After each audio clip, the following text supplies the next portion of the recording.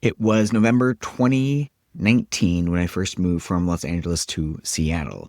And this was a few months before the pandemic. And it was quite a big shift for me. I've been living in LA for 8 years. I'd started to build a really great community and was starting to date someone and having a lot of other personal breakthroughs when I got an awesome job and moved to Seattle. And then a few months later, a global pandemic happened. And that was really trippy for me because I had made about two friends before everything in the entire world shut down. I had literally just gotten my couch moved in. I had my entertainment center built and I'd received my bed. And other than that, um, didn't really have much else to do. Everything was closed in Seattle. I had made, like I said, literally two friends. And so I had to figure out how to build community in a really interesting time. And honestly, for the first period of that, there wasn't really much community other than the people that I worked with.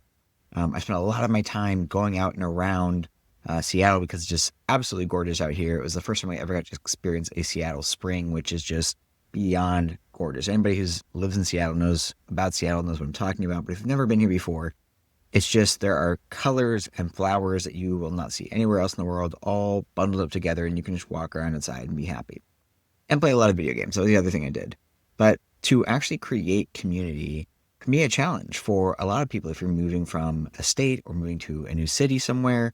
Leaving your roots and going to a new place can be a great change of pace, but it can also be really challenging. So in this episode, we're going to be talking about how to create community for yourself.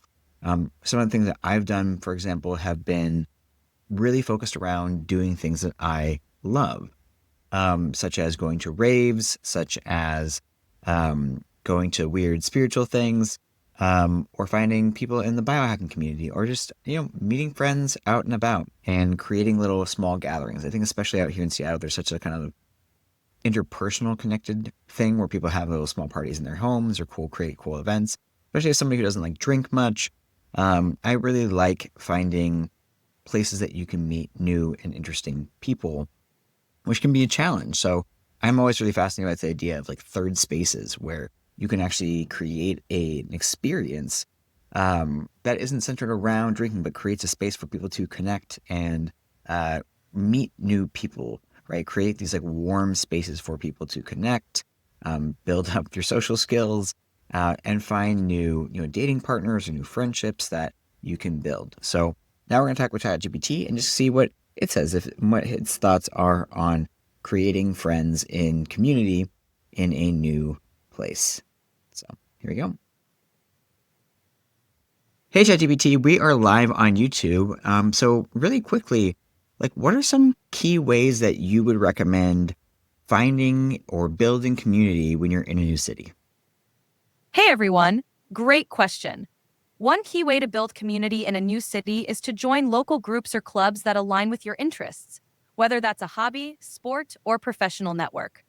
Volunteering can also help you connect with like-minded people and give back to the community. Another great strategy is to attend local events, meetups, or classes, places where people are open to making new friends. And don't forget the power of simply being curious and open. Introducing yourself to neighbors or chatting with people at a coffee shop can lead to surprising connections. Yeah, I think those are great. I think one of the things that can happen when you move to a new city is it can be very overwhelming. There can be so many different options, so many things, and especially if you like maybe left a community where you felt a lot of closeness, it can be hard to, I don't know, find that same level of connection that you maybe left behind. What would be some of your suggestions for like finding those like deeper, more meaningful connections? Absolutely. It can definitely feel overwhelming at first. To find those deeper, meaningful connections, try focusing on quality over quantity. Seek out smaller, more intimate gatherings or groups where you can really get to know people. Being consistent with your involvement helps too. Regularly attending the same meetups, classes, or community events builds familiarity and trust over time. Also, don't shy away from being a little vulnerable. Sharing your experiences and listening deeply to others can create strong bonds. Finally, consider starting a small group around something you're passionate about. Sometimes creating a space for others leads to those deeper connections. Yeah, I love that on that last part. I think one of the things I'm personally really interested in is like actually how to create and build community. When you're starting to build out these things where you want to cultivate like special groups or unique interests or cool parties and you want to like find those like really right people, what steps would you actually put in place to really start to build a community of like-minded individuals who are aligned with the same values and can really kind of create something special and unique? That's awesome. When you're aiming to build a community of like-minded individuals, start by clearly defining the core values and purpose of your group. This helps attract people who resonate with your vision. Next, create a welcoming and inclusive environment where everyone feels valued and heard. This might mean setting some community guidelines or norms from the start. To find the right people, leverage both online platforms and in-person networks to spread the word. Hosting a launch event or a fun, themed gathering can help break the ice and build initial camaraderie. Consistency is key. Regular meetups or events help foster a sense of belonging and continuity. Also, encourage members to contribute their ideas and talents. This creates a co-creative atmosphere where everyone feels invested. Over time, these shared experiences and a strong sense of purpose will help cultivate a truly special and unique community. Yeah, I love that. I'm curious, and I love anchoring around these values. With what you know about me, if I was going to create a community, what would be the values you think I would best be served to anchor that community around? Given your focus on health sovereignty, environmental justice, and community involvement, some core values to anchor your community around could include 1. Inclusivity and diversity. Creating a welcoming space where people from all backgrounds feel valued and heard. 2. Empowerment and growth. Encouraging personal and collective growth through shared knowledge, skills, and experiences. 3. Sustainability and responsibility.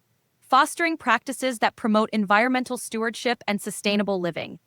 4. Authenticity and vulnerability. Creating a space where people can be their true selves, share openly, and support one another. 5. Creative expression and innovation. Valuing creativity and encouraging innovative approaches to problem solving and community building. By anchoring your community around these values, you'll attract individuals who share your vision for a more connected, sustainable, and empowered community. I love that. And to kind of go off of that, if we were going to create a first initial event that was fun and silly and sexy and connected and lived out all those values, what would be like a good starter event that like really attracted the right kind of people for this community? A great starter event could be something like a fun, playful potluck and vision jam. Invite people to bring a dish that represents something meaningful to them and create a fun, welcoming atmosphere with music, laughter, and icebreaker games. Incorporate a short, creative session where everyone shares a bit about their passions or visions for the community. You could add a playful twist, like a themed dress code or a quirky activity that gets people laughing and connecting easily. This kind of event sets the tone for inclusivity, creativity, and shared purpose, and it naturally attracts people who vibe with those values. Very cool. I love that. And I think part of my hope is to maybe bring more people with neurodivergence, creativity, who are living from a place of authenticity. Is there a fun icebreaker that you could create for us that would start us off all on the right foot? Absolutely. A fun icebreaker could be something like creative confessions. Have everyone pick a random, quirky prompt from a bowl, like, what's the most unusual hobby you've ever tried? Or if you could create a new holiday, what would it celebrate?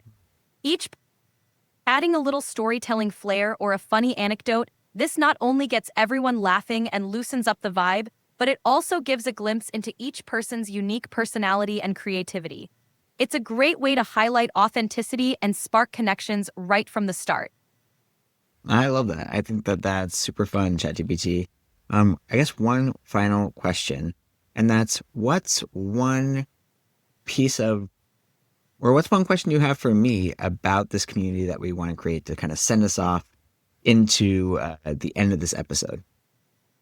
I love it. Here's a question for you.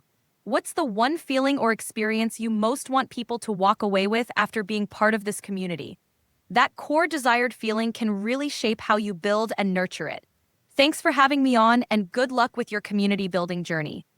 That's great. Yeah, I really love this last question that ChatGPT asks, where it's talking about how to create, or what's the feeling you want people to leave with. And I think if there's one thing I want people to leave with whenever they're around me, it's to feel inspired. That's one of my core things about who I am and how I want other people to feel, is to feel inspired to be themselves, to be who they are, to live out their dreams, to create the reality that they deeply believe in, and make the world a, in quotes, better place, but maybe a more magical place, a more authentic place, a more beautiful place. So with that, that's the end of today's episode, and I hope you tune in for the next one. Leave a comment for a next suggested topic in the comments below. Have a great rest of your day. Ciao.